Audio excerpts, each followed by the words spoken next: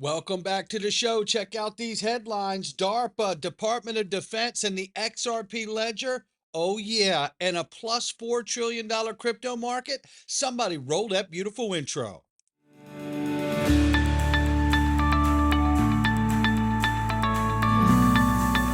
Digital Perspectives with Brad Kimes. Come on in.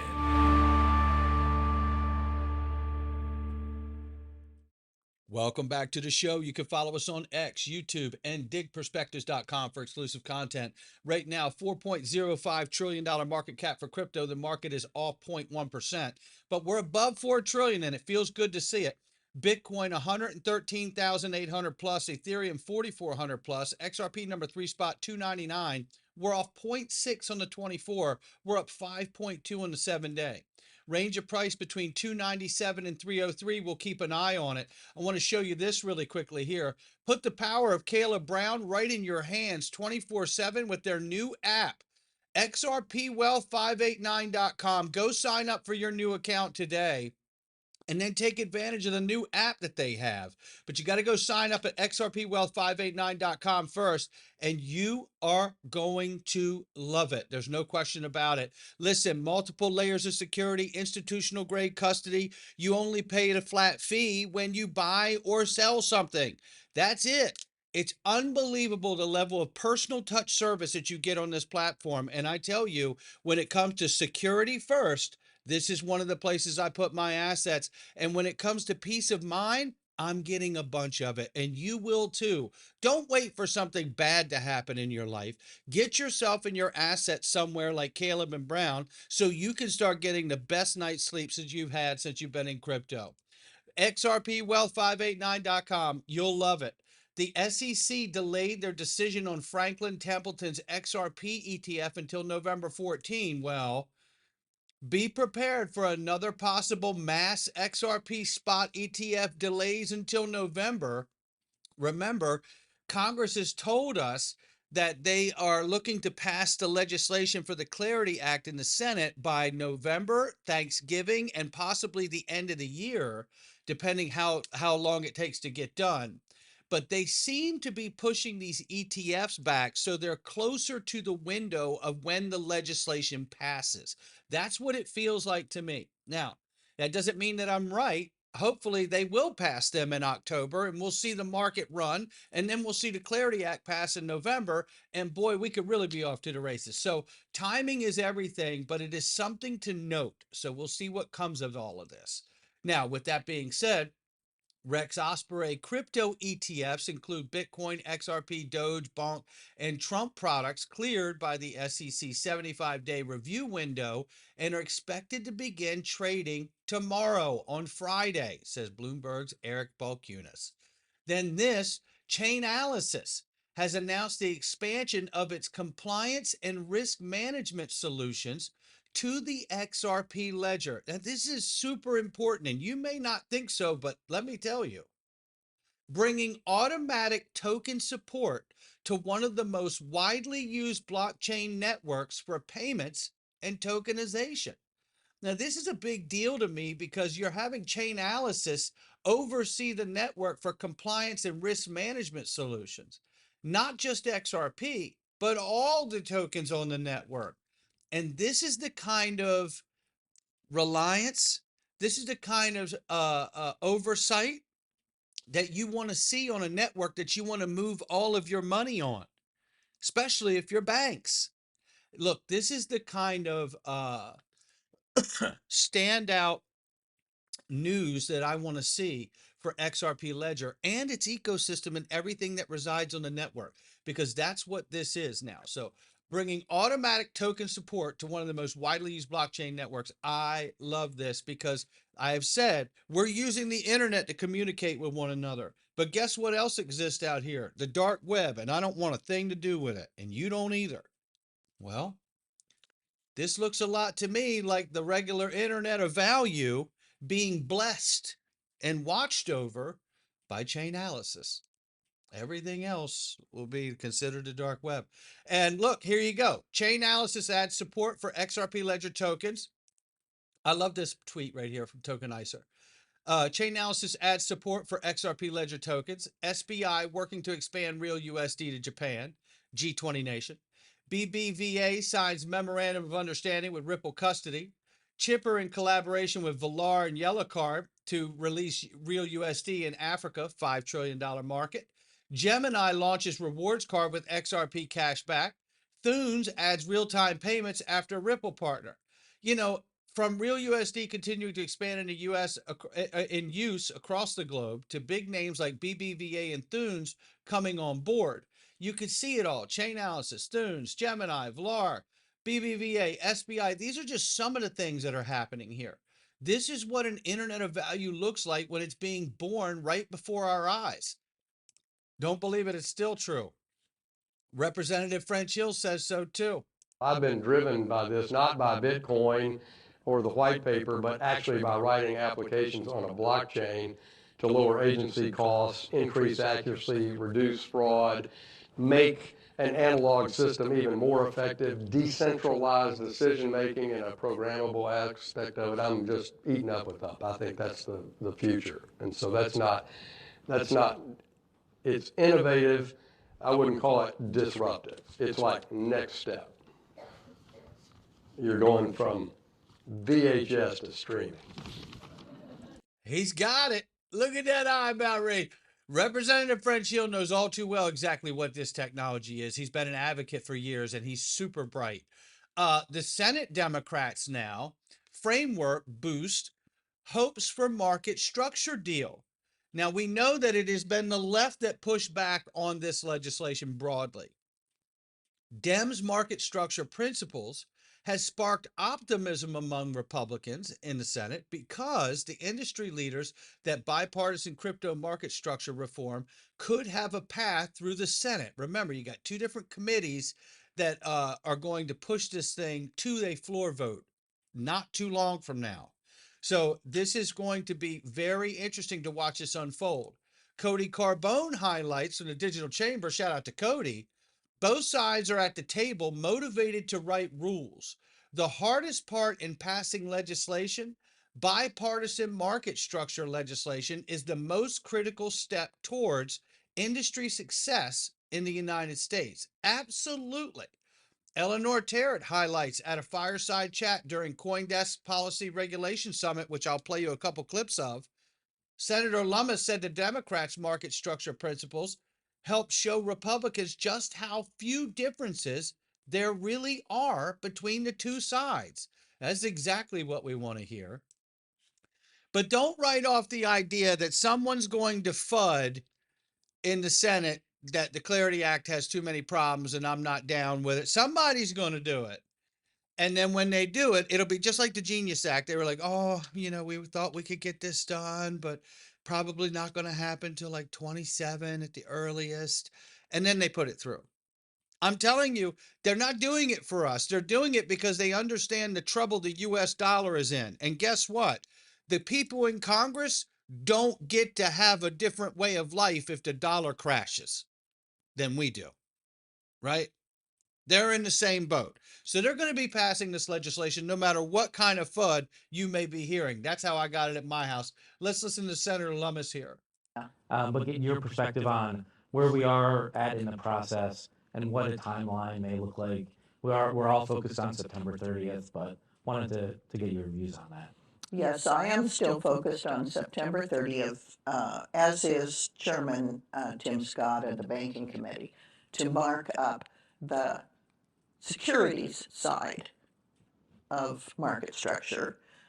We're still 3 weeks out from that hearing, so having yesterday's memo from the Democrats was extremely helpful. I thought it helped inform my side of the aisle about how little differences there are between the draft that Senator Tim Scott put out over the weekend and where the Democrats are.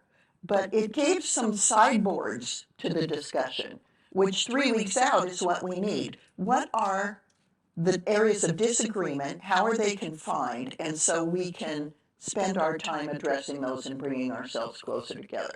So I remain optimistic that we will have a markup on September 30th in the Senate Banking Committee. Then, in October, Senate Ag will go to work. The product that the House Ag Committee put out on commodities I thought was pretty solid. G.T. Thompson, who chairs House Ag, has a pretty good working knowledge of this subject matter. And we'll continue to work with the Senate Ag Committee. Are you still on Ag? And there you have it right there. Now we got one more short clip. Just listen to this one. This has been a journey. And to draft a piece of legislation out of whole cloth, the way we have, case of first impression, as you said, has been a remarkable journey. And I think it's a journey that very few, even senators, get to have. Yeah. And the interesting thing is it sort of tees us up for artificial intelligence and Web3 issues, because they will all sort of build on the experience we've had here. And so we finally have a very small but deep appreciation and working knowledge for what we're getting ourselves into. And, you know, I just want you to know that we breathe this every single day. Except for the month of August when they took off. But nonetheless, I think it does make a great point that once they get the crypto market infrastructure bill passed, they have to get on to AI. This isn't over for them. You know, they have to put some kind of boundaries on AI or it's going to flip this world upside down, and it may do it anyway. So with that being said, remember, Bo Hines, the executive crypto director to President Trump in the White House, is out. And guess who's in? Patrick Witt. Patrick Witt just called for swift stablecoin law rollout, market structure bill, and a U.S. crypto reserve. Start your engines. Real USD is coming. But this is what I want to remind everybody of here. Bo Hines, God bless him, all he could say was, we want as much Bitcoin as we could get. Well, what about the rest of crypto? We want as much Bitcoin as we could get. Okay, now he's at Tether. Seems to line up. Here's what I'll say here.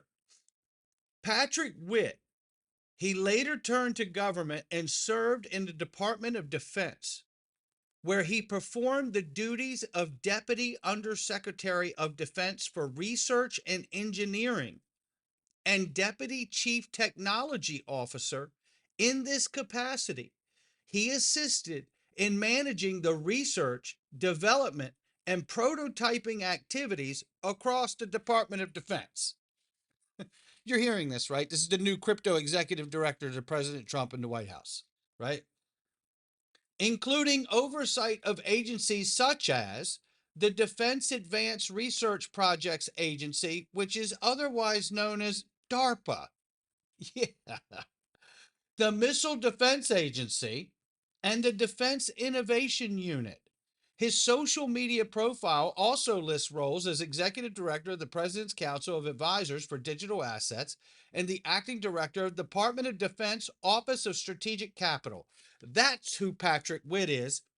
And when you're about to pass a market infrastructure bill, I think it makes more sense to have somebody who's got a background with the Department of Defense and DARPA than somebody's tagline is to say, we want as much Bitcoin as we can get.